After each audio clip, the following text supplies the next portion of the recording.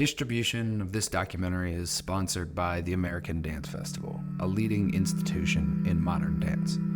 The production of the film was made possible by our monthly subscribers. So if you like the film, please subscribe to the YouTube channel and consider subscribing to our Patreon.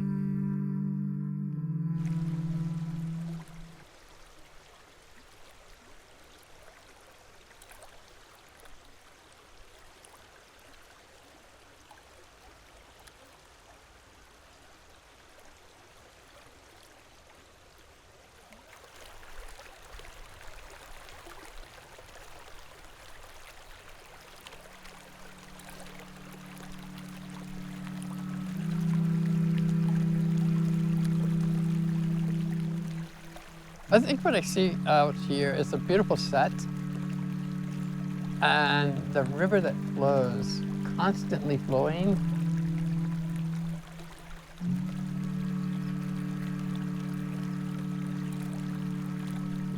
And as it comes down here in front of me and just moving.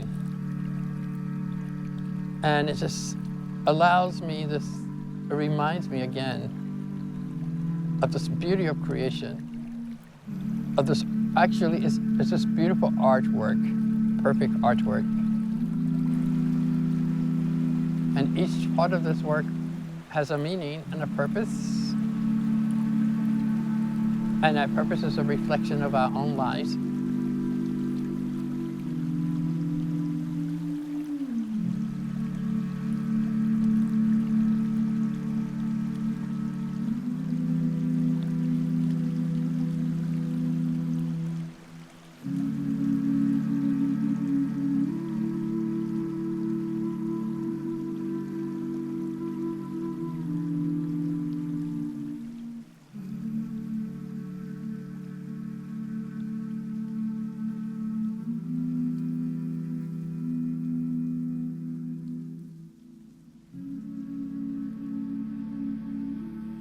All right, there we go. Okay. So, I'm gonna slide my foot here, slide it there, yes. Then lift up here, I'm gonna push back here, and then there. Let's do the other one. Slide it down and push off. Yes, let's do the other side. Rotate that one out. Yes, there you go. Nice, lift and push off. Yes. See the difference? You know what happens? You know what happens when you get... difficult for me. Yes, that's right. But then you're going to work on that, right? I talk about trees a lot, to be honest with you. Do you know the root of a tree? You know how trees straight up and it's grounded? Our bodies are like that. So what happens is I always tell people when we lean back, we're afraid of moving forward. And when we lean forward, we miss out what's happening. So may I? Drop, lower your rib just a little bit. There, you feel that? You feel like you're gonna fall, right? Just lower the ribs just a tad bit. Yes, and you lift your chin. There. Lift your chin just a little bit. Nice. How does that feel for you? Fine. Yeah? Okay, right. And so this, yes, but my back is there. Oh. It's not back there. Right. There. Yes, so you're there. Right there. Yes. That's hard. It is hard, but you can do it. Go. Yes. Watch the arms. Put it up a little bit forward. Yes. Yeah. There we go. Yes. Just to clarify, Yeah. you're in plie. Yes. You never ever straighten your leg. Never ever. straighten your leg ever. Okay. Alrighty. Great. Have fun. Great news. I always like good news. The bad news is when you wake up the next morning. Right? 1, 2, 3, 5. I had just moved to Durham, and I saw online that someone was teaching a Limon-based dance class. I showed up to class, and it was just me and Tony.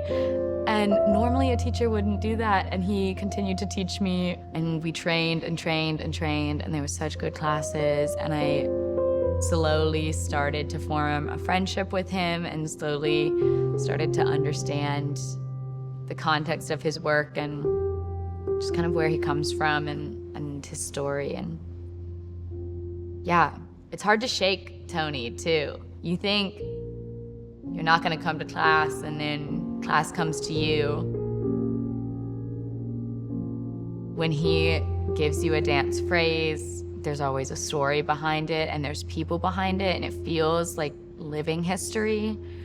We will spend a long time doing material until he feels that it's right.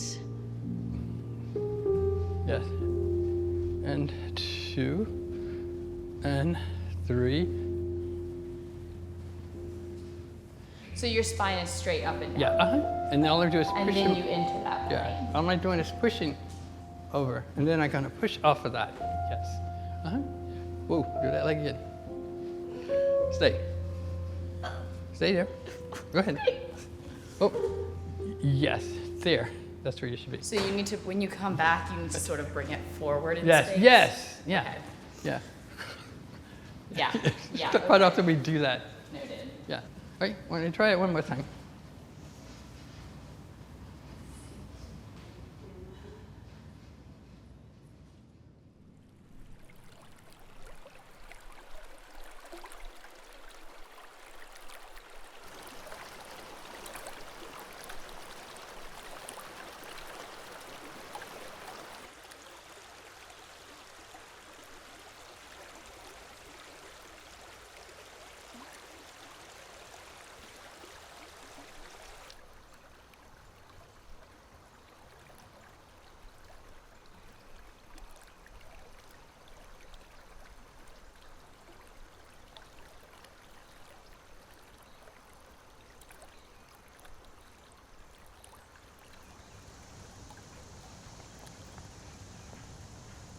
Hi, how are you? Good. No worries. I'll give you this here. I guess she forgot him. Oh, man. There it is. That's him right there. It's Arden. This is a rehearsal for the civil rights speech we did. The writing is about him, and it tells about the history of how we met. Yeah. I used to see Arden a lot around in the communities, and I never really got to know him until I had auditions. I went over to him and asked him why did he come to this workshop, and he told me his story about his own life.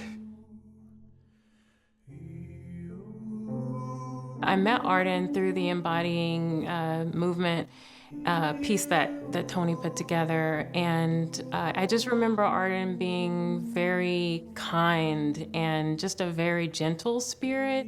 He would come in and he would get with us and we'd sit together and we'd breathe and we'd stretch and we'd get ready to block out our movement. And I was really sad when I heard about his death, and Tony arranged a beautiful memorial to honor him because I know that Arden was involved with Tony a lot in his classes and in his pieces. Arden was from Turkey. He was a surgeon. And when he got here, he thought he would be continuously doing his profession, and he couldn't. So he ended up working in a lab, cleaning instruments and those kind of things.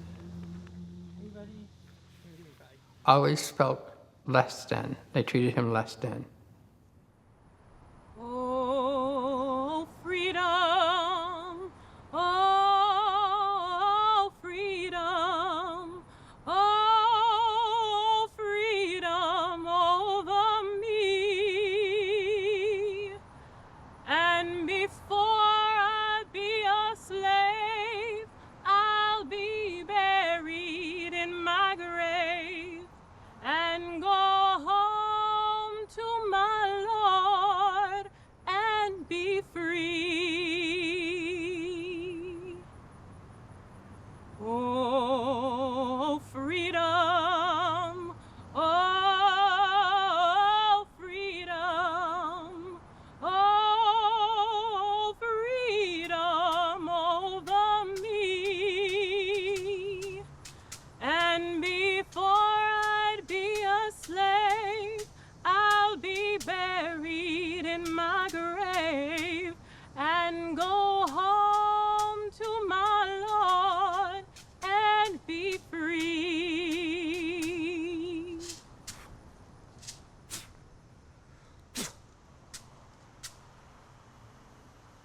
Tony is just really, he's really interested in people, and I've seen that he's drawn to all people, but I feel like he's really a seeker of those who may not, have a lot of friends or may not even know about the dance world, or just he comes at everybody from different angles and makes them feel comfortable. He connects people. He cultivates these relationships with all types of people in this community, and I feel like that's why he's so loved. He's treasured by the Durham community, and especially the Durham dance community.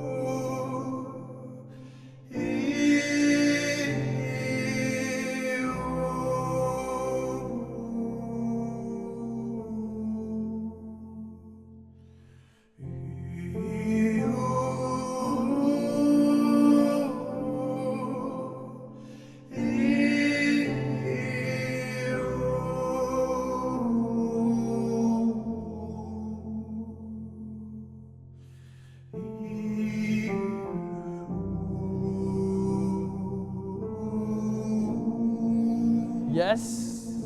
Yes. Yes. Yes. Uh-huh. Yeah. Right, that's slow. Knees and arms go together as you bend. Yes. Yeah. Nice. Hold that. Go. Hold it. Go. Hold it. Go. Make sure you have that leg turned out, that foot turned out. There. Yes. And then, there you go. Then the next Isaac, I met, I think, in 2015 or 2016. one. Try it. Yes. Uh-huh. I was invited to be a guest artist at an event in the called Triangle Dance Festival for AIDS. Let's try it again. And afterward, Isaac came to the back. We talked some, and then he said, "I love your work. I would love to dance with you sometimes." Be able to sing with new meaning, my country tears of thee. Sweet land of liberty of thee I sing. Land where my fathers died, land of the pilgrim's pride. From every mountainside, let freedom ring, and if America is to be a great nation, this must become true. So let freedom ring. From the prodigious hilltops of New Hampshire, let freedom ring. From the mighty...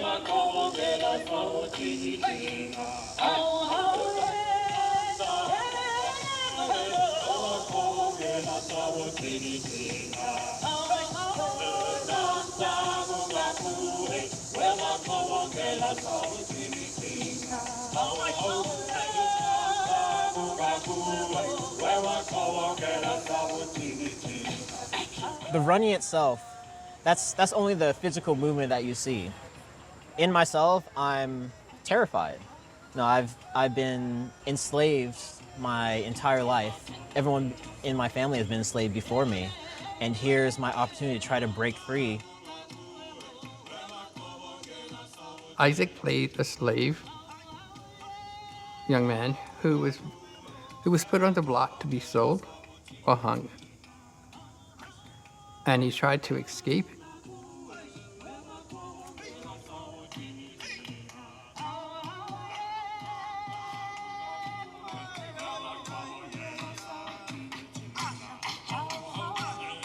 And not only am I afraid of what's behind me and who may be coming after me, but I'm still terrified of what's ahead of me. And even if I do escape, being my own man, but still know that there's never really a resting point for me. There's never a place I can really find, a comfortable place to stop and just live my life.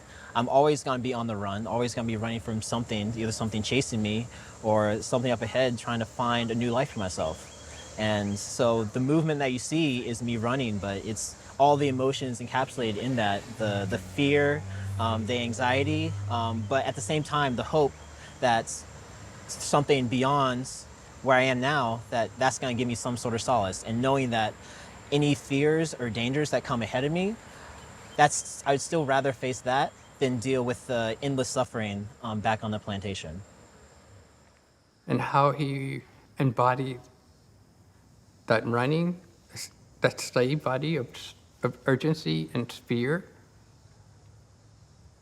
Isaac was trying to escape. And I think our bodies tell the story of our past.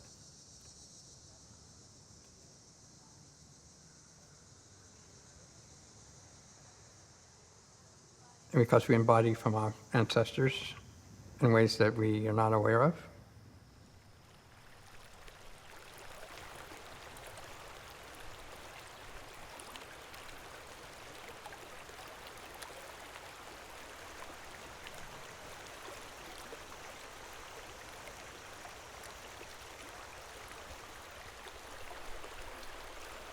I grew up north of here in a little small town, conservative town, called Roxborough.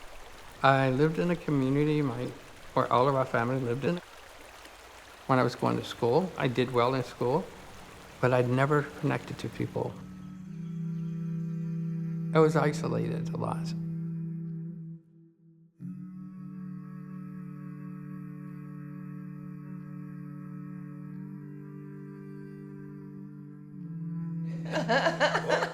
He was quiet. Tony, he's quiet. He was quiet. And loved to walk. He walked a lot. Like he was trying to search for something. I don't know. But he walked a lot. She was always, we felt like she was the mama's favorite. Oh, no. He was a favorite. He didn't do no wrong. She loved him. I mean, she really loves him. Nothing like Tony. You really don't know what's in his mind, what's going on with him. Because sometimes you look, he have a frown on his face. You wonder what's happening, what's going on with him. But he's just a humble person. He's real humble. I think it was very interesting to be growing up here. There's Klansmen here, and then there's all of this other, that we all come together. I remember when you walk into a place, people followed you. Yeah. They always followed you around to see, When a black person come through the door, they said something over the intercom, and you wonder, like, are they saying something about me because I'm coming in or what? Where we lived, a half a mile away, they would have these Klan rallies every Saturday night. And we were always told never to go out of fear. The church I go to, they hung a man out there in the tree at the church. And then down the road further, they used to have their meetings out there in the field. The cars would come by, and they would be very loud, sometimes honking their horns with all the Confederate flags. You knew that they were getting prepared for the rally. This field right out there, you could see not like a half a mile away from our grandparents, and we had to stay inside the whole time, and you could see the fire and the smoke coming from the crosses that they were burning. And I think for me, it was like home where I grew up was not a place to share your thoughts and your feelings. And there was always fear. And for years I sat in silence. And dance became my voice. Can you hear me? I handed each one of you a piece of paper. Those are some of the guidelines as well as the march itself. So please make sure you're social distancing, 2 sidewalk, 2 spaces apart from one another. So when we get downtown, you can kneel if you like, or you can stand. The reason for this silence is that how do we go deeper in ourselves and ask questions? How do I respond to this need for race into racism and murdering a black man in America? And it's our call as people of faith to respond and not sit back hiding behind these masks. But we do quite well with that. So thank you all for coming, and we shall begin.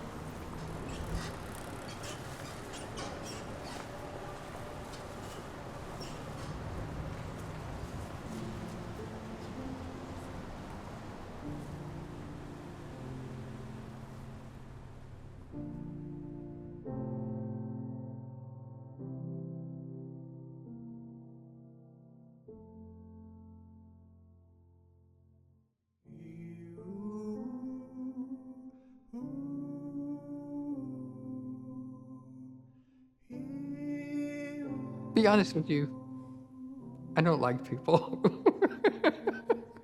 I never liked community. I never wanted to be a part of a community. I never wanted to be a part of any organization. I tried like hell to stay away from it, be honest with you. And I have to be honest. I don't know what the hell happened.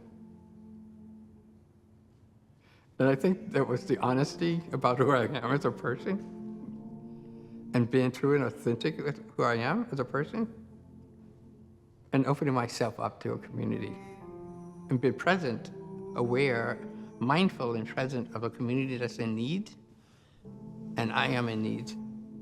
And the gifts that I bring to a community and they bring to me.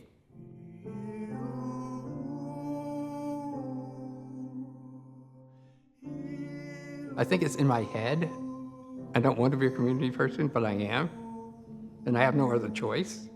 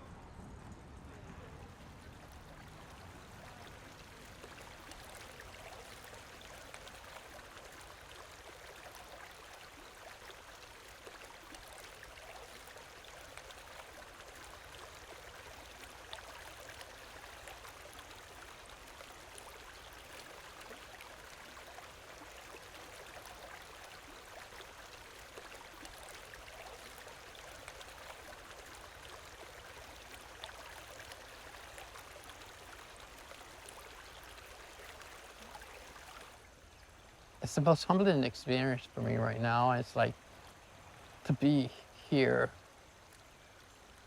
a place that I feel like I'm not even worthy of, a place that I am brought to be still and be present in, and in it.